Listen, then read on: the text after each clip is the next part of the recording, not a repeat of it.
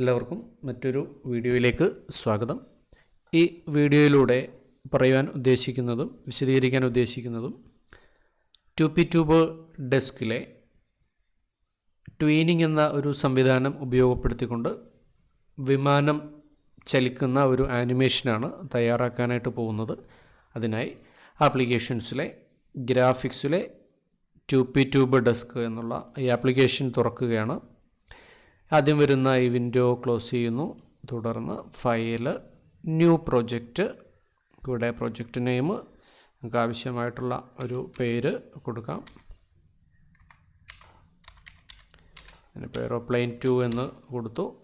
പിന്നെ താഴെയുള്ള കാര്യങ്ങളൊന്നും പ്രത്യേകിച്ച് മാറ്റം വരുത്തില്ലെങ്കിലും കുഴപ്പമില്ല. ഓക്കെ കൊടുത്തുകൊണ്ട് ക്ലിക്ക് ചെയ്യുന്നു.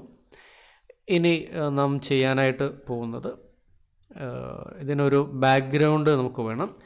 മറ്റൊരു വീഡിയോയിൽ നമ്മൾ കണ്ടിരുന്നത് ഡൈനാമിക് BG മോഡായിരുന്നു. അതായത് ബാക്ക്ഗ്രൗണ്ട് നീക്കം ചെയ്യാൻ അല്ലെങ്കിൽ അത് മൂവ് ചെയ്യാൻ കഴിയുന്ന ഒരു ബാക്ക്ഗ്രൗണ്ടായിരുന്നു. നമുക്കിപ്പോൾ നമ്മൾ ഉദ്ദേശിക്കുന്നത് ബാക്ക്ഗ്രൗണ്ട് നീക്കുന്നില്ല, പകരം ഈ വിമാനം പറക്കുന്ന തരത്തിലുള്ള ഒരു വീഡിയോ ആണ്. അപ്പോൾ അതിനായിട്ട് സ്റ്റാറ്റിക് BG മോഡ് എന്നുള്ള ഒന്നാണ് ആദ്യമായിട്ട് സെലക്ട് ചെയ്യുന്നത്. സ്റ്റാറ്റിക് എന്നുകൊണ്ട് ഉദ്ദേശിക്കുന്നത് ചലിക്കുന്നില്ല എന്നതാണ്. അപ്പോൾ സ്റ്റാറ്റിക് BG മോഡിലേക്ക് മാറ്റി എന്നുള്ളതാണ് ഒന്നാമത്തെ കാര്യം. അതിനുശേഷം ഇമ്പോർട്ട് ബിറ്റ് മാപ്പ് വഴി നമ്മുടെ ആ അനിമേഷൻ എന്ന ഫോൾഡറിൽ ഒരു ബാക്ക്ഗ്രൗണ്ട് കൊടുക്കുകയാണ്. അപ്പോൾ ഈ ബാക്ക്ഗ്രൗണ്ട് തന്നെ വേണമെന്നില്ല, നിങ്ങൾക്ക് ജിംബ് ഉപയോഗിച്ച് വരച്ചെടുക്കുകയോ നെറ്റിൽ നിന്ന് ഡൗൺലോഡ് ചെയ്യുകയോ ഒക്കെ തന്നെ ഉപയോഗിക്കാം. പിന്നെ ബാക്ക്ഗ്രൗണ്ട് PNG, പ്രത്യേകം ശ്രദ്ധിക്കുക, PNG ഫോർമാറ്റിലുള്ള ചിത്രങ്ങളാണ് നമുക്ക് ഇമ്പോർട്ട് ബിറ്റ് മാപ്പ് വഴി ഉപയോഗിക്കാനായിട്ട് കഴിയുക. പിന്നെ ഓപ്പൺ കൊടുക്കുന്നു. റീസൈസ് ചെയ്യുന്നത് യെസ് എന്ന് കൊടുക്കുന്നു.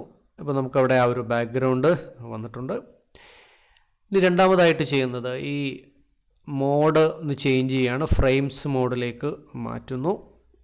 ഇനി ഇതിലേക്കൊരു എയ്റോപ്ലെയിൻ്റെ ചിത്രം കൊണ്ടുവരാൻ പോവുകയാണ്. അതിൻ്റെ ഇമ്പോർട്ട് ബിറ്റ് മാപ്പ് വഴി ഒരു എയ്റോപ്ലെയിൻ്റെ ചിത്രം കൊണ്ടുവന്നു. ഇനി ഇത് റീസൈസ് ചെയ്യുന്നു എന്നുള്ളതിൽ യെസ് എന്നതിൽ ക്ലിക്ക് ചെയ്യുകയാണ്. ഇനി ഇതിൻ്റെ വലുപ്പം വീണ്ടും വ്യത്യാസം വരുത്തണമെങ്കിൽ നമുക്കറിയാം, ഈ ടൂൾ ബോക്സിലെ ഈ ഒബ്ജക്റ്റ് സെലക്ഷൻ എന്ന ഈ ടൂൾ ഉപയോഗിച്ച് ഇതിലൊന്ന് ക്ലിക്ക് ചെയ്താൽ നമുക്കിതിൻ്റെ വലുപ്പം കുറയ്ക്കാനായിട്ട് സാധിക്കും. അപ്പോൾ ഇങ്ങനെ വലുപ്പം കുറച്ചിട്ട് ഇതിൻ്റെ ഒരു വശത്തേക്ക് ഞാൻ കൊണ്ടുപോവുകയാണ്. സ്ക്രീനിന് വെളിയിലേക്ക് തന്നെ വെച്ചു, ആ ഒരു ക്യാൻവാസിന് വെളിയിലേക്ക്. ഇവിടെ നിന്ന് ഇങ്ങനെ മൂവ് ചെയ്ത് വരുന്നതായിട്ട് കൊടുക്കാൻ വേണ്ടിയിട്ടാണ്. അപ്പോൾ നമുക്ക് ആനിമേഷൻ ആവശ്യമായിട്ടുള്ള ബാക്ക്ഗ്രൗണ്ടും ഫ്രെയിംസ് മോഡിലേക്ക് ഒബ്ജക്റ്റും ചേർത്ത് കഴിഞ്ഞു. ഇനി നമ്മൾ ആനിമേഷനിലേക്ക് കിടക്കുകയാണ്. ഈ ടൂൾ ബോക്സിൻ്റെ താഴെ ഈ കാണുന്ന ടൂളിൻ്റെ പേരാണ് ട്വീനിങ്.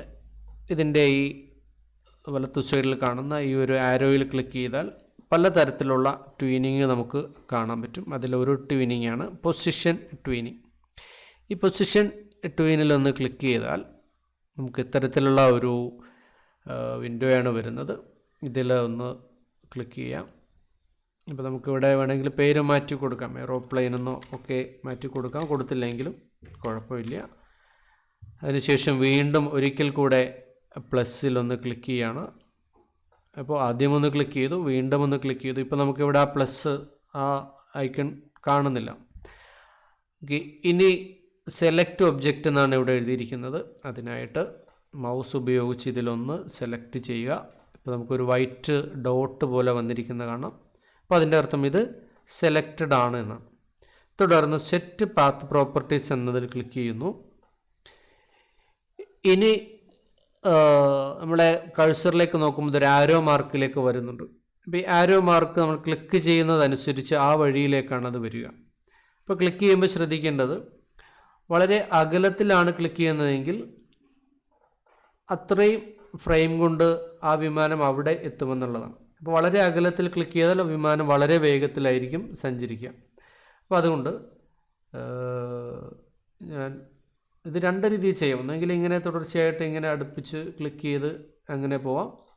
ഇനി അതല്ല, മറ്റൊരു മാർഗം എന്നുള്ളത് ഈ ഫ്രെയിമിൻ്റെ അറ്റത്ത് ക്ലിക്ക് ചെയ്യാണ്. ഇപ്പോൾ ഇവിടെ കാണാം 5 ഫ്രെയിം കൊണ്ടാണ് ഈ വിമാനം ഇവിടെ എത്തുക എന്നുള്ളത്. അപ്പോൾ നമുക്കിവിടെ വേണമെങ്കിൽ ഫ്രെയിമിൻ്റെ എണ്ണം നമുക്ക് മാറ്റിയിട്ട് ഒരു 160 എന്ന് കൊടുക്കുന്നു. അപ്പോൾ 160 ഫ്രെയിം കൊണ്ടേ വിമാനം അവിടെ എത്തുള്ളൂ. അപ്പോൾ സാവധാനം എത്തിക്കോളും. അപ്പോൾ ഇങ്ങനെ ചെയ്താൽ വിമാനം കറക്റ്റായിട്ട് ഒരേ ലെവലിൽ തന്നെ പോകും. തുടർച്ചയായിട്ട് ക്ലിക്ക് ചെയ്ത് വരികയാണെന്നുണ്ടെങ്കിൽ വിമാനം ഇങ്ങനെ മുകളിലേക്കും താഴേക്കും പോകുന്ന ഒരു ഫീലിംഗ് വരും. അപ്പോൾ ഏതാണോ ഉചിതം അതേപോലെ നമുക്ക് ചെയ്യാം. ഞാനിപ്പോൾ ഒറ്റ ക്ലിക്ക് ചെയ്തിരിക്കുകയാണ്. ഒറ്റ ക്ലിക്ക് ചെയ്തു, ഈ ഫ്രെയിമിൻ്റെ എണ്ണം ഇങ്ങനെ മാറ്റി, അതിനുശേഷം താഴെ സേവ് എന്നതിൽ ക്ലിക്ക് ചെയ്യുന്നു. സേവിൽ ക്ലിക്ക് ചെയ്തു. അതിനുശേഷം ഇനി പ്ലെയർ എടുക്കുന്നു. പ്ലെയറിലൊന്ന് പ്ലേ ചെയ്ത് നോക്കുകയാണ്. നമുക്കിപ്പോൾ കാണാം വിമാനം സ്ട്രൈറ്റ് ലൈനിൽ തന്നെയാണ് പോകുന്നത്. കാര്യം ആ ഒരൊറ്റ പോയിൻ്റാണ് നമ്മൾ ക്ലിക്ക് ചെയ്തത്. ഫ്രെയിമിൻ്റെ എണ്ണം മാത്രമാണ് വർദ്ധിപ്പിച്ചത്.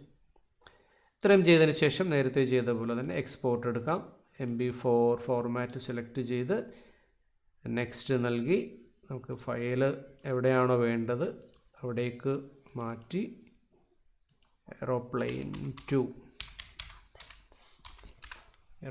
2 എന്ന് കൊടുത്ത് സേവ് നൽകി എക്സ്പോർട്ട് ചെയ്യുന്നതോടെ ആ ഒരു വീഡിയോ അവിടെ വന്നിട്ടുണ്ട്. ഇവിടെ നമുക്കിവിടെ കാണാം എയ്റോപ്ലെയിൻ 2 എന്ന രണ്ടാമത് നമ്മൾ തയ്യാറാക്കിയിരിക്കുന്ന ഈ ഒരു വീഡിയോ നമുക്കിവിടെ കാണാൻ കഴിയുന്നുണ്ട്. ഇതാണ് മറ്റൊരു തരത്തിൽ ആനിമേഷൻ ചെയ്യാനായിട്ട് കഴിയുന്നത്. അപ്പോൾ ഇങ്ങനെയുള്ള 1-2 ആനിമേഷനുകൾ തയ്യാറാക്കി അവ ഒരുമിച്ച് കൊണ്ടിട്ടാണ് കൂടുതൽ ആനിമേഷൻ മൂവികളെല്ലാം തന്നെ തയ്യാറാക്കുക.